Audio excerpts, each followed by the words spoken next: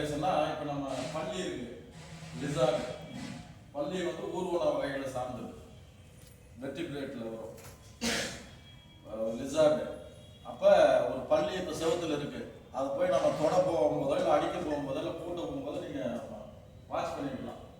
நம்ம ஒரு தொடக்கத்தை எடுத்து பெருக்கும்போது டக்குன்னு அது என்ன ஆகும், பயத்தில் தன்னை தற்காத்து கொள்ள தப்பித்து கொள்ள அவருடைய வாளை வந்து அதாவே கட் பண்ணிட்டு விட்டுட்டு போயிடும்.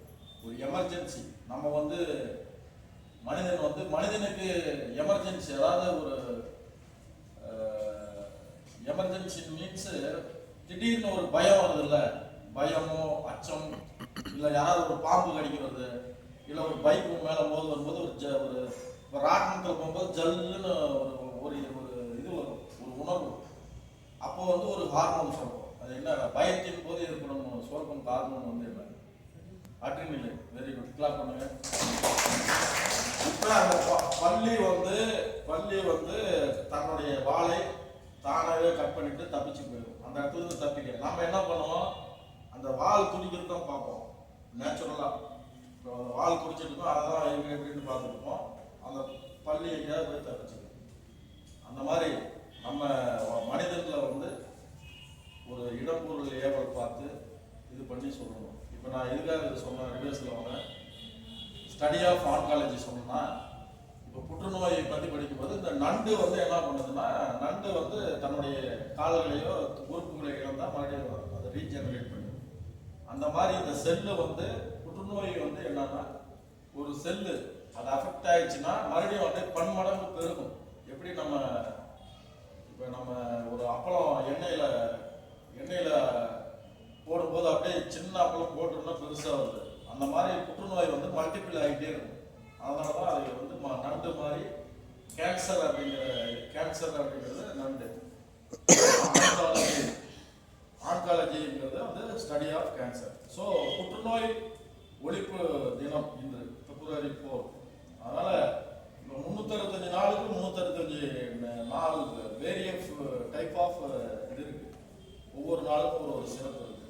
அதனால நீங்க படிக்கும்போது நீங்க எனி காம்படிட்டிவ் எக்ஸாம் நீங்க அது வந்து ஐஏஎஸ்ஸாக இருக்கட்டும், ஐபிஎஸ்ஸாக இருக்கட்டும், ஐஎஃப்எஸ்ஸாக இருக்கட்டும், ஐஆர்எஸ்ஸாக இருக்கட்டும். இப்போ ஐபிஎஸ் அந்த கேடரில் ஐஏஎஸ் கேடரில் 26 எக்ஸாம் இருக்கு. அப்போ டிஎன்பிசி எடுத்தீங்கன்னா குரூப் 1, குரூப் 2, குரூப் 4 இருக்கு. போலீஸ் எக்ஸாம் இருக்கு. அதே மாதிரி சென்ட்ரல் கவர்மெண்ட்ல ஆர்மி, நேவி, ஏர்ஃபோர்ஸ் இருக்கு, எஸ்எஸ்பி இருக்கு, ரயில்வே இருக்கு, போஸ்டல் இருக்கு. அதனால நீ எந்த எக்ஸாம் போனாலும், நீ ஒரு கடைக்கு போனா என்ன தேவை உனக்கு, ஒரு கடைக்கு போறோம் என்ன தேவை உங்களுக்கு, ஃபர்ஸ்ட் என்ன தேவை, காசு தானே தேவை. அப்ப நீங்க காம்படிட்டிவ் எக்ஸாம் போனா ஜெனரல் நாலேஜ் தான் உங்களுக்கு தேவை. ஸோ ஜெனரல் நாலேஜ் வந்து நீங்க எப்படி வேணாலும் படிக்கலாம். எப்படின்னா கண்டதை தின்றால் குண்டனாகலான்னு ஒரு பழமொழி இருக்கு. கண்டதை தின்றால் குண்டனாகலாம், அதே மாதிரி கண்டதை படித்தால் பண்டிதனாகலாம். நீங்க ஒரு வடை சாப்பிடும்போது கூட அங்க இருக்கிற ஒரு கண்டன்ல ஏதாவது ஒரு தெரியாத கண்டன் இருக்கு. உன்னுடைய பார்வை விசாலமா இருக்கணும். அறிவை விரிவு செய் அகண்டமாக விசால பார்வையால் உலகை விழுங்குகிறார். யார் சொன்னா? பாவேந்தர் பாரதிதாசன். அறிவை விரிவு செய் அகண்டமாக விசால பார்வையால் உலகை விழுங்குகிறார். அதனால உங்க அறிவை விரிவு செய்யணும், அகண்டமாக்கணும். புரியுதா? அதனால நம்ம நிறைய பொது அறிவு பொறுத்த வரைக்கும் எல்லா விதமான பொது அறிவும் நீங்க தெரிஞ்சுக்கணும். கற்றலை விட கேட்டலே நன்று. நீ என்னதான் படிச்சாலும் மைண்ட்ல ஏறாது. ஒரு பொது கூட்டத்துக்கு முக்கியத்துவம் தாங்க. இப்போ அந்த சிஸ்டமேட்டிக்கெல்லாம் போகுது. இப்போ குரூப் டிஸ்கஷனுடைய மெயின் பர்பஸ் என்னன்னா இதுதான், கேட்டல். கற்றலை விட கேட்டலே நன்று. செல்வத்துள் செல்வம் செல்வம் அச்செல்வம் செல்வத்துள் எல்லாம் பலை. அப்ப இன்னொன்று வருது, அதாவது செவிக்கு உணவு இல்லாத போது சிறு வயிற்றுக்கு ஈயப்படுன்றார். இந்த மாதிரி இதெல்லாம் எதுக்கு நான் சொன்னேன்னா, நான் ஆரம்பத்துல சொன்னேன், close your mouth, open your ear. அதனால நீங்க எங்க போனாலும் தேவையற்ற ஒரு கல்லை வந்து சிற்பமா ஆகுதுன்னா தேவையில்லாததுன்னா நீங்க தான் சிற்பமாகும்.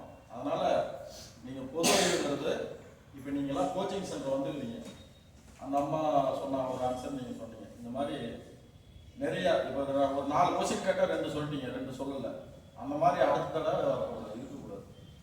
புரியுதுங்களா? நல்லா டெப்தா படிக்கணும். கற்க கசடர கற்றவை நிற்காதத்தை தர. சரி, இப்போ நம்ம I come to my topic. என்ன டாபிக்? என்ன படிக்கீங்க? எழுதிக்கிறீங்க? என்ன எழுதிக்கிறீங்க? ஓ, விவேகானந்தரோட வாழ்க்கை வரலாறா? சரி, விவேகானந்தரை பத்தி சொன்னா சொல்லிட்டே போலாம். அவர் வந்து ஒரு விவேகானந்தரை பத்தி இளைஞர்கள், இப்ப நான் தான் வந்து உங்க முன்னாடி நிக்கிறதுக்கு காரணம் விவேகானந்தர் ஐயா. ஏன் காரணம்னா, அந்த சொன்னல அரை சேவை அந்த stop not till the police reach, அது வந்து நீங்க அது மனசுல விதைக்கணும். எழுமீன் விழுமீன் கருதிய கருணம் கைவிடும் வரவே உழைமீன்றாரு. அப்ப அதுல என்ன அர்த்தம் இருக்கு? நிறைய இருக்கு. அப்ப என்னுடைய டாபிக் என்ன டாபிக்னா, நான் இருக்கிறேன் உழைப்பால் உயர்ந்திடு சமூக மேன்மைக்கு பாடுபடு. சரி, இப்ப சமூகம்னா என்ன? சமுதாயம், சமூகம்ன்றோம். வாட் இஸ் சமுதாயம்? What is society? சமுதாயம் என்பது என்ன? சொல்லுங்க. உழைப்பால் உயர்ந்தது. உழைப்புன்றது உங்களுக்கு தெரியும். உழைப்புன்றது என்ன? அது வந்து அவங்க வேலைக்கு ஏற்ற மாதிரி. விவசாயினா வயலில் போய் உழைப்பாரு, வியாபாரினா கடையில் உழைப்பாரு, அதே மாதிரி ஒரு ஸ்போர்ட்ஸ் மேன்னா மைதானத்தில் உழைப்பாரு. புரியுதா? அதே ஒரு விஞ்ஞானினா லேபில் உழைப்பாரு. புரியுதா? உழைப்புங்கிறது பல வகைகள். அப்போ உழைப்பால் உயர்ந்ததுன்னா வாழ்வில் சாதித்த சரித்திரம் படைத்த அனைவருமே உழைப்பால் உயர்ந்தவர்கள் தான். அது ஆன்மீகமாகட்டும், அறிவியலாகட்டும், சினிமா ஆகட்டும், விளையாட்டாகட்டும், எல்லாருமே. இப்போ சூப்பர் ஸ்டார் ரஜினிகாந்த் எடுத்த உடனே சூப்பர் ஸ்டார் பட்டத்தோட வரல. ஃபர்ஸ்ட் வில்லனா நடிச்சாரு, அப்புறம் அப்படியே இது எப்படி இருக்கு அப்படின்னாரு. அது என்ன படம்? படம் கூட பார்க்க மாட்டீங்களா? சொல்லுங்க. ஒரு இன்ட்ராக்ட் பண்ணாதான் கிளாஸ் நல்லா இருக்கும். என்ன படம்? 16 வயதுல அந்த படத்துல வில்லனா வராரு. அப்புறம் அப்படியே பாலச்சந்தர் டைரக்டர், பாலச்சந்தர் தான் அவர் அறிமுகப்படுத்துறாரு அபூர்வ ராகங்கிற படத்துல. அப்ப நீங்க நல்லா ஆக்டிங் எல்லாம் நல்லா இருக்கு, பட் உங்களுடைய தமிழ் பேச்சு சரியா வரல, நீங்க போய் தமிழ் கத்துக்கிட்டு வந்தீங்கன்னா சான்ஸ் தரேன்றாரு. 1 மாசத்துலயே கத்துக்கிறாரு தமிழ். அப்ப பேசுற தமிழ் இன்னைக்கு வரைக்கும் பேசுறாரு. அது ஒரு அவருக்கு அந்த வே ஆஃப் ஸ்டைல், அது அப்படியே அதுக்கு ஒரு அடையாளம் ஆயிடுச்சு, அது தனித்துவம் ஆயிடுச்சு அவருக்கு. இது வந்து சூப்பர் ஸ்டார்ங்கிறது வந்து அன்றைய முதல் இருந்தவர். இது வந்து சினிமான்னு எடுத்துக்கலாம். வேற என்ன? மலைகளின் மனிதன் ஒருத்தர் இருக்கிறார். மலைகளின் மனிதன் அவர் வந்து இந்த மேற்கு, அதாவது பீகார்ல இருந்தாரு. அவர் வந்து தன்னுடைய மனைவிய ஆஸ்பத்திரிக்கு கொண்டு போக முடியல. அது ஒரு பேரு மலைகளின் மனிதன் கூட வரும். மலையை குறைஞ்சி ஒருத்தர், அதாவது அவர் ஒருத்தர் தான், வேற யாருமே இல்லை. ஜேசிபி இல்லை, புரியுதுங்களா? ஜேசிபி இல்லை, ஒன்றும் இல்லை, அவரே ஒருத்தர் மட்டுமே. ஜீனு முடியும். தசரத் மாஞ்சி, மலைகளின் மனிதன். இப்ப மிசைல் மேன் ஆஃப் இந்தியாங்கிறது அப்துல் கலாம் மாதிரி மவுண்டைன் மேன் ஆஃப் இந்தியா. இல்லைன்னா மலைகளுக்கு என்ன சொல்லுவாங்க? ஹில்ஸ் மேன் ஆஃப் இந்தியாவா? Mountain man of India. அப்ப தசரத் மாஞ்சி இது மாதிரி அவர் உழைப்பால் உயர்ந்தார். இப்ப சமீபத்துல சென்னையில டி நகர்ல ஒரு தூய்மை பணியாளர், அவங்க பேர் என்ன? எல்லாம் சோசியல் மீடியால அவங்களதான் ப்ராமினெண்டா வந்துகிட்டே இருக்கு. அவங்கள பத்தி நேற்று கூட பேர் என்ன? பத்மா. Very good. இது மாதிரி கரண்ட் அஃபேர்ஸ்ல கரண்ட் மாதிரி இருக்கும். இப்ப பத்மாங்கிற ஒரு அம்மையார் டி நகர்ல 45 சவரன். இப்போ இன்னைக்கு சவரன் வந்து ஒரு சவரன் 1 லட்சம் ரூபா வந்துச்சு. 45னா கிட்டத்தட்ட ஒரு 50 லட்சம். 50 லட்சம் ரூபாங்கிறது 1/2 கோடி. அப்ப அவங்க அந்த பணத்தை வைத்து அவங்க வாழ்க்கையில சீரும் சிறப்பாக இருந்திருக்கலாம். பட் அது வந்து இப்ப நான் ஒரு உலக பணக்காரனா என்னை விட ஒருத்தன் பணக்காரனா ஆக முடியும் வாய்ப்பு இருக்கு. ஒரே பணக்காரனா இருந்தாங்க, முன்னும் பில்கேட்ஸ் இருந்தாரு, அடுத்தது வேற இருந்திருக்காரு. அம்பானி இல்லப்பா, எலான் மாஸ்க் வந்தாரு. எலான் மாஸ்க் எதனால வந்தாருன்னா அமேசான் அந்த மாதிரி. இப்ப பில் கேட்ஸ் வந்து சரி ஓகே, இப்போ பில் கேட்ஸ் உலக பணக்காரர் இருக்கிறாரு. அதுக்கு அடுத்தது இப்போ டாப் மோஸ்ட் பணக்காரர்னா எலான் மாஸ்க். அந்த மாதிரி அதுக்கு அடுத்த பணக்காரர் வரதுக்கு வாய்ப்பு இருக்கு. இப்போ இந்த அம்மையார் பத்மா அம்மையார் வந்து 45 பவுனை வச்சிருந்தா அவங்க நல்லா இருந்திருப்பாங்க. பட் இந்த சமுதாயத்துக்கு ஒரு சோசியல் மெசேஜ் சொல்லியிருக்கிறாங்க. என்னன்னா, நான் நேர்மையா இருப்பேன், பிறருடைய உழைப்பால நான் உயர மாட்டேன், பிறருடைய காசு எனக்கு தேவையில்லை. அவங்க என்ன கஷ்டத்துக்கு வச்சிருந்தாங்களோ அவங்க பேட்டியெல்லாம் பாருங்க, தயவுசெய்து சினிமா மட்டும் பார்க்காம. அந்த மாதிரி ஒரு சமூக மாற்றத்திற்கு, சமூக புரட்சிக்கு வித்திட்டு இருக்கிறாங்க அம்மையார். இப்போ என்ன ஆகுதுன்னா, சமீப காலமாக தூத்துக்குடி, மதுரை அப்படி இப்படின்னு எல்லா இடத்துலையுமே ஒரு பொருள் கிடைத்தா கொண்டு போய் ஒப்படைக்கிறாங்க போலீஸ் ஸ்டேஷனுக்கு. ஒரு பொருள் கிடைச்சிச்சுன்னா அது வந்து அந்த அம்மா ஒரு விதை விதைச்சுக்கிறாங்க, நேர்மையா இருக்கணுங்கிறது ஒரு விதை. இப்ப அந்த அம்மாவை பாராட்டி மாண்புமிகு தமிழக முதல்வர் அவர்கள் 1 லட்சம் ரூபாய் பரிசு கொடுத்தாங்க. அவங்க செய்த காரியத்துக்கு பணம் ஈடாகாதுன்னு வச்சுக்கல, இருந்தாலும் அந்த வறுமையிலும் செம்மையாக வாழ்வதற்கு ஒரு எடுத்துக்காட்டு.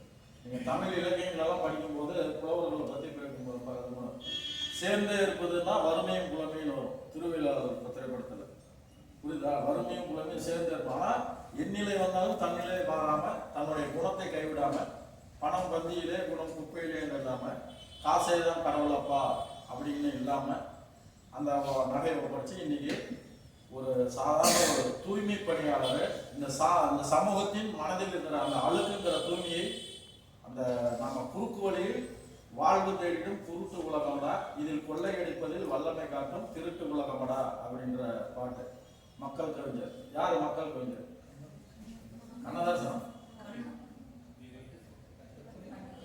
பட்டுக்கோட்டை கல்யாண சுந்தரம் அவர்கள் வந்து மக்கள் கவிஞர் என்று போற்றப்படுகிறார். இதெல்லாம் கேள்வியில் வரும். நீங்க வந்து ஒரு அதான் சொன்னல, நீங்க படிச்சீங்கன்னா கண்டதை படித்தால் பண்டிதனாகலாம். சினிமா தானே விடக்கூடாது, மக்கள் கவிஞர்னு வரும். நிறைய ஏலிசை மன்னர்னு யாரும் சொல்றாங்க. ஏலிசை மன்னர் தியாகராஜ பாகவதர். தியாகராஜ பாகவதர் வந்து ஏலிசை மன்னர். இப்படி மாதிரி நிறைய சினிமாவில் போனால் நிறைய இருக்குது. இப்போ நம்ம வந்து உழைப்பால் உயர்ந்துடு, அந்த அம்மா இப்போ உழைப்பால் உயர்ந்துட்டாங்களா, அப்புறம் அடுத்தது சமூக மேன்மைக்கு பாடுபடு. சமூக மேன்மை அந்த அம்மா வந்து செஞ்சதுனால இப்போ நிறைய பேர் போய் ஒப்படைக்கிறாங்க. இதுதான் ஒரு மாற்றம். சென்னையில் திருக்கழுக்குன்றத்தில் இடையேந்திரன் அப்படிங்கிற ஒரு பையன் 10 வருஷம் 15 வருஷம் இருக்குன்னு ஃபர்ஸ்ட் உறுப்பு தானத்துக்கு அவங்க அப்பா அம்மா டாக்டரு. அவர் அந்த பையன் ஆக்சிடென்ட்ல இறங்கி இதுக்கு போயிடுறாரு, மூளைச்சாவு அடைஞ்சிடுறாரு. அதன் பிறகு உலகம் எல்லாம் இந்த தமிழ்நாட்டில் உறுப்பு தானத்தில், இந்த உலகத்திலே உறுப்பு தானத்தில் ஃபர்ஸ்ட்ல இருக்கிறது இந்தியா, இந்தியாவில் தமிழ்நாடு. அதற்கு காரணம் என்னன்னா அந்த இதயேந்திரன் அப்படிங்கிற பையனுடைய அவங்க அப்பா அம்மா செய்த ஒரு புரட்சி புதுமை. அதனால இப்போ உறுப்பு தானம் நிறைய பண்றாங்க, அதுக்கு ஒரு அவேர்னஸ் வந்துச்சு. அடுத்தது பார்த்தோம்னா இது இந்த நேர்மையா இருக்கணும்னு சொல்லி இப்போ போன வருஷம் ஒரு படம் வந்தது, திருமாணிக்கம் அப்படிங்கிற ஒரு திரைப்படம். அந்த படம் யாராலும் பார்த்தீங்க? பார்க்காதால வைத்துங்க. இந்த மாதிரி படம் பார்க்கக்கூடாது நீங்க. அந்த படம் நெட்ல இருக்கு, திருமாளிகைங்கிற படம். அந்த படத்தை பார்த்து நான் அழுதுட்டேன். நான் வந்து அதில் இம்ப்ரெஸ் ஆகிட்டேன். காரணம் என்னன்னா நேர்மையா இருக்கணும். அந்த படத்தையோடைய அந்த படம் நடக்குது, அந்த படத்துல இருக்கிற திரைக்கதை தான் அம்மா பண்ணும். அந்த படத்துல வந்து அது உண்மையிலுமே ஏற்கனவே கேரளாவில் நடந்த ஒரு சம்பவம். லாட்டரி சீட்டு விழுந்து அந்த லாட்டரி ஓனரை அதை வந்து நான் வச்சுக்காம அந்த லாட்டரி வாங்கணும், காசு கொடுக்கல, இது நீ வாங்கினா இது உனக்கு தான் சொன்னோம்னா அந்த பரிசு 1.5 கோடி ஒப்படைச்சார். அதை அப்படியே திரைக்கதையை அமைச்சு திருமாளிகம் படம் எடுத்தாங்க. அந்த திருமாளிகம் படம் தான் இப்போ திருமதி திருமாணிக்கம், திருமதி மாணிக்கம் பத்மா